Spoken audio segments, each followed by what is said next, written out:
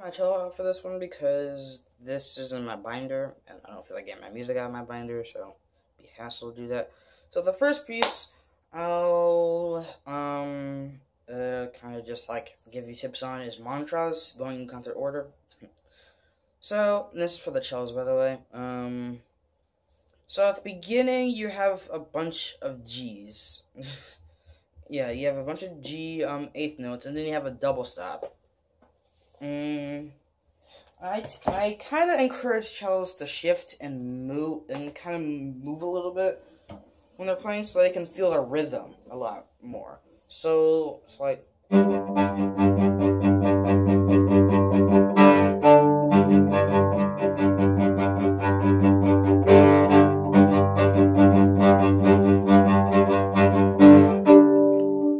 I encourage them to move, and I also encourage cellos to.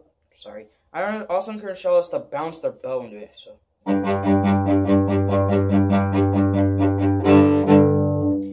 Because we're still in piano when we're playing that.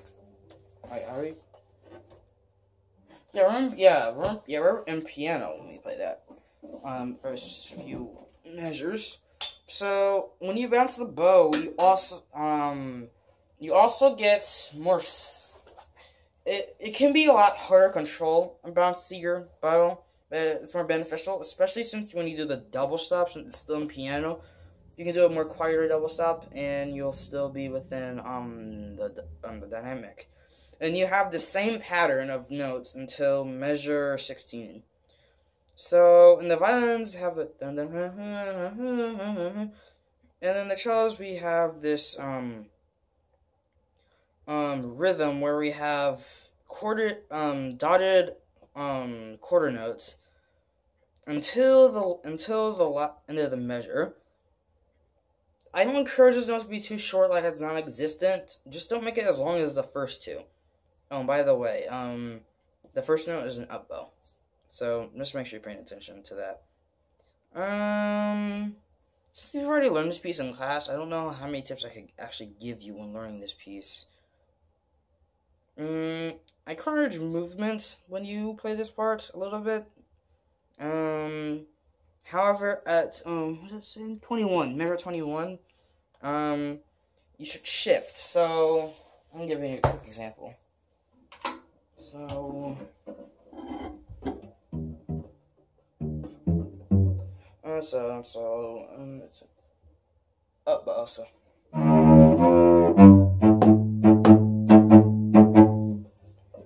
Yeah, so do that instead of this. Even though if you just like.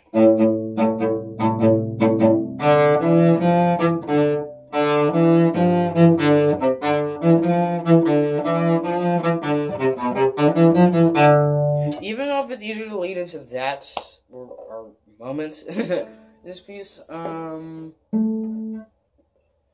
I still encourage that because one, it's just kind of better, and you also learn how to bounce your bow when you're playing that.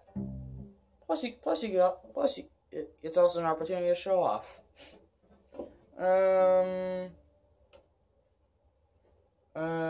Nothing really to give you on the part where we played with the violin. So.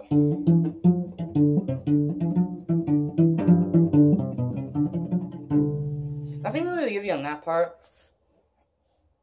Well, okay, so the part afterwards.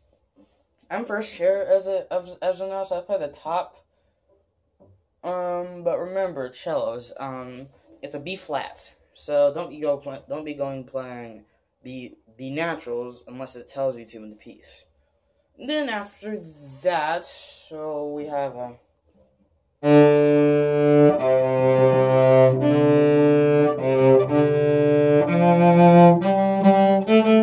Alright, these are accents, by the way, so make sure you really put the emphasis on the first note.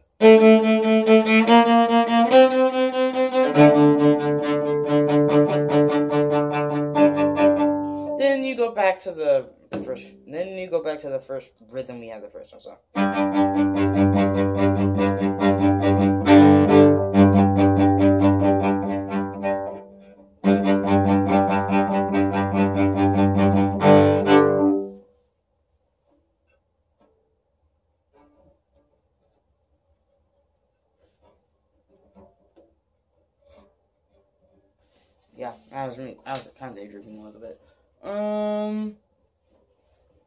The slow part that we have for this part of the section, I don't really want to go over because it's basically, mostly the same. You could, at 50 and 51, you could shift for the D on the G string to make it more interesting for you. I'd suggest this counting for this part, like how Miss Nieto and maybe all your music teachers have said over and over again. Make sure you count.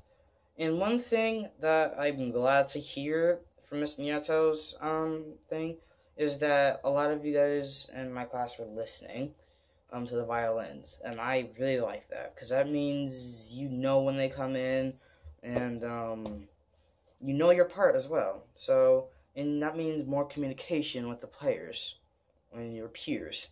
So I really liked what Miss Nieto said, that you guys were actually paying attention to the violins, because that really helps you with counting. Because if you want to add style and try to count, good luck. Yeah, we have a like I said before, another tip I have is make sure you play B flats when you play this, because there has been a lot of confusion with playing B flats instead of B naturals. I don't understand why, but I mean, I'm sure you guys know how to play D minor at this point. Also, at 81 to what was it? 86. I suggest shifting. I guess whenever I suggest it, you can take it or leave it, to be honest. And then at 89, the measure that everyone likes after doing these parts, we go back to the original tempo that we had at 16. Instead of having our nice, awesome moment, the solo violin has their show-offy, or show-off moments. And then we're just pitching.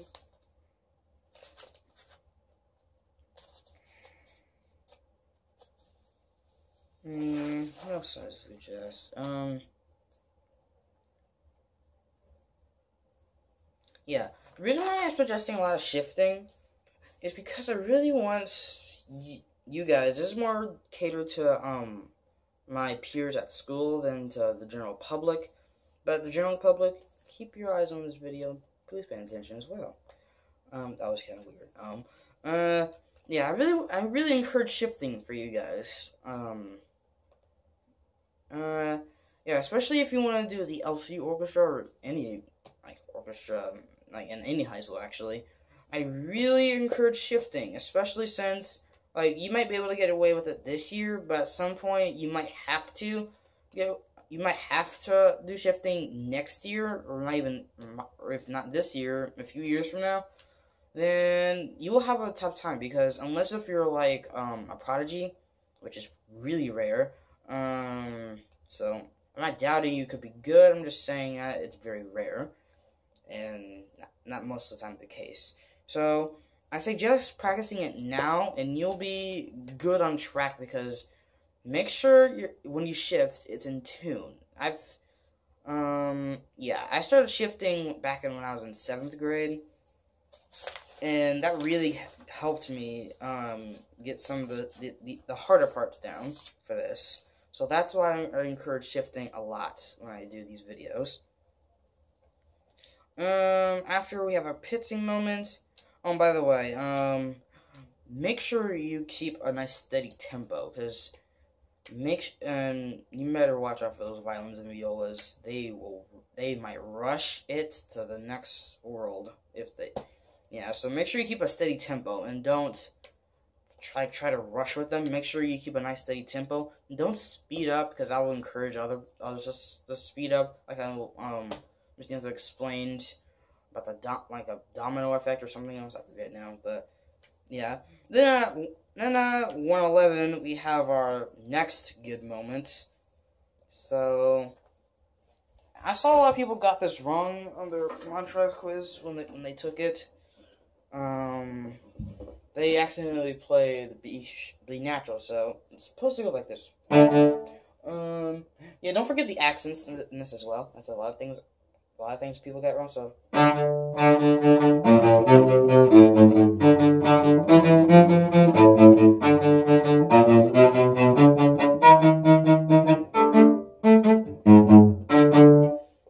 That's probably out of tune, but now you know why I encourage shifting, because, like, if you do it late, then you'll end up being like me, sometimes making all out of tune, trying to, and then you will focus a lot of time on shifting and not actually learning the piece you're supposed to. So, I really want you in your spare time just to practice shifting at some point, because that'll help you in the long run.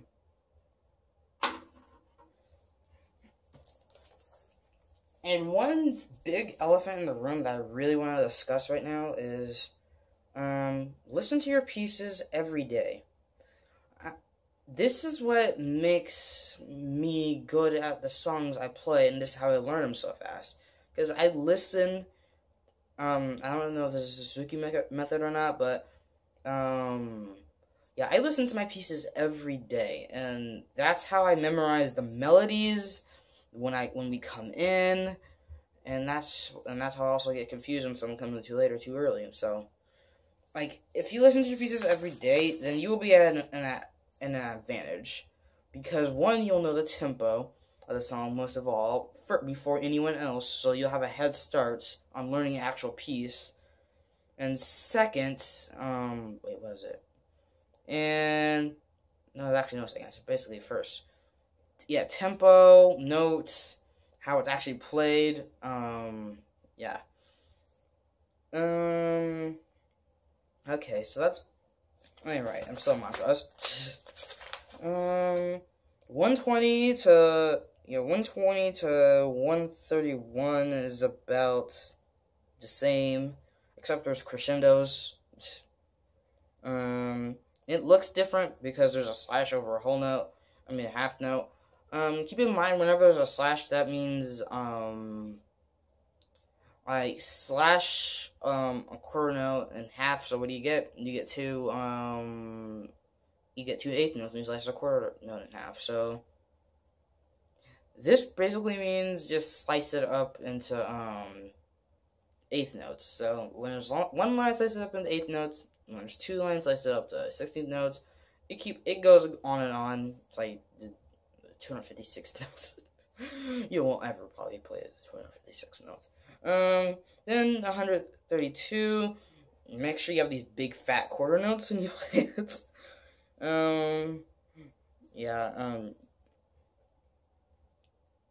Yeah, I think in class we basically covered 133. And 134, don't forget the accents, and there's also an E flat in there as well. And at the end, just don't forget the retarder on the. You can also shift for C, then go for third finger on D. You can also add a nice vibrato on it as well. Another advantage about shifting, especially if you're shifting for open notes, you can actually use those for vibrato, and that can be useful when you're playing. So yeah, next video, Reverie.